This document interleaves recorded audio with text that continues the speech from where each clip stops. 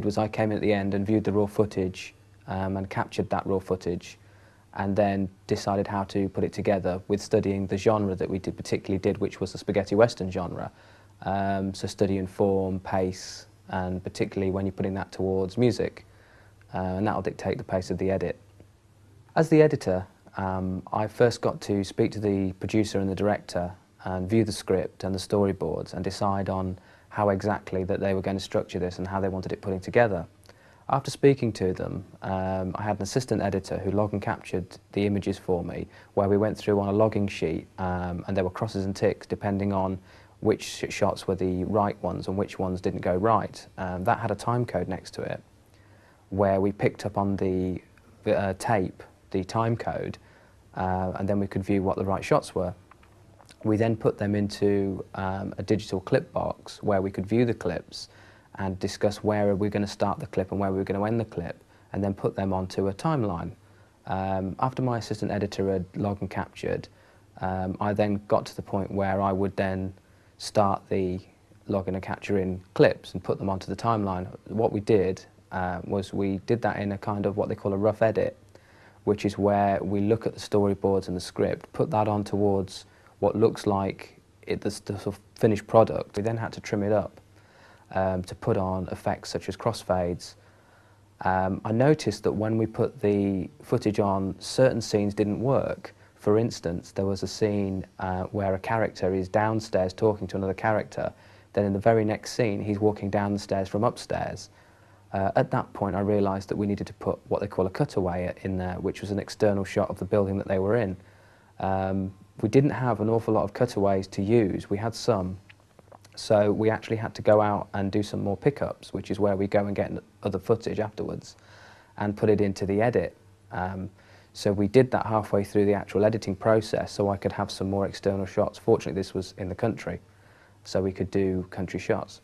Putting that together then, I had to mix the sound, where I had a studio mix of the music, which I had 2 tracks to work from, and I was also using with the external shots certain small sound bites, mixing that with the inside shots. But I noticed that the actors both spoke very differently. One was a very quiet actor and the other was a very loud actor. And in that case, you'll find that the sound goes down very quietly, so you can hear one actor but you can't hear the other. So I had to up the sound for the quieter actor and dim the sound for the other actor, so they sounded like they were talking at the same point. Otherwise it's very apparent that you can hear the real difference, which is mixing the sound. And then you also have to put wild track on the back of that, which is very dipped in the background, so it's almost non-apparent. The best idea is, if you're not even aware of it, then you've done your job right. Saw the footage afterwards, and it looks very different to how, even though the storyboarding can look the same, it's very different when you see the actors acting it, and it can dictate pace very differently to how you thought of it in your head. One important factor in that I found was that we recorded the music before we went on the shoot. This really dictated pace in a very, very strong way, because you can't have fast pace with slow music because it doesn't match, and until you put the music on you can't tell that, because it does dictate a certain pace. With the genre that we used, we didn't need lots and lots of close-up cutaways because it was more of a film style than a television style. We had quite long shots, still shots. We didn't need to keep cutting away in very fast ways. It was quite a slow edit. And that can be more challenging than you think, because it's very easy with a fast edit to be able to just cut away sneakily and use trick shots, whereas a slow edit you have to rely on the shot. After the assistant editor and I had put together a rough cut, the assistant editor's job was really over. It was then down to me to tidy it up, put on the effects, put on the credits, put down the music and mix the sound. I sat down with the director and we viewed the rough cut, and then he would point out certain things that they imagined in the edit. I would then discuss that with him, whether that would work or not with the pace of it.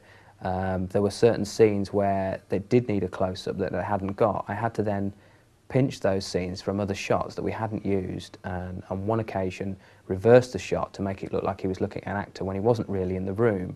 It was a very simple trick. Nobody noticed it when we actually showed the footage, which was good because it meant I'd done my job right. When you've been looking at it for many days, you stop being objective about it because you can no longer see the mistakes. So then you can show it to people with fresh eyes. They can notice mistakes that you haven't noticed, and then you can go back and put that right before you've actually shown it properly. Hi, my name's Carmen Allison. I was the DOP on the Discful of Data. By DOP I mean Director of Photography. So my main job, or my sole job, was to sit in a tiny room for 4 days with the monitor and with the sound man who was sitting next to me monitoring levels. And basically all I had to do was look at the shot, communicate with that director and relay information through a talkback system to him of anything in the shot that wasn't right, like flare from the lighting. If the lights were too bright, it would give off a flare, and I would tell them any boom shadows, boom interference with the shots. Just general things like that that made the shot look untidy, if you like, and not perfect. And I also had to deal with the colouring of the shots and what colour we would white balance to especially give off the yellow colour of the whole give it the western feel. Aside from all that, I also had to look at the continuity of the shots along with the production assistant who worked with me.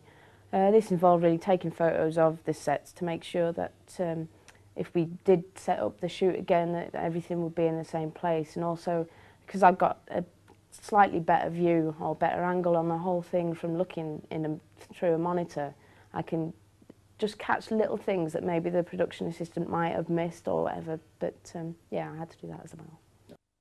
As you can see, I was in charge of catering. It's very important that everyone is fed several times a day, from breakfast through to lunch to evening meal. And then we had a menu for the 4 days that we were filming. And people with full bellies are happy people. So the crew, the actors, everyone had plenty to eat. And also they ate the food that they wanted to eat. Good, healthy, wholesome food. Lots of hot drinks and set meal times which fitted around the shooting schedule. We even provided evening or afternoon tea, and then followed that a couple of hours later with an evening meal, including supper later on in the evening.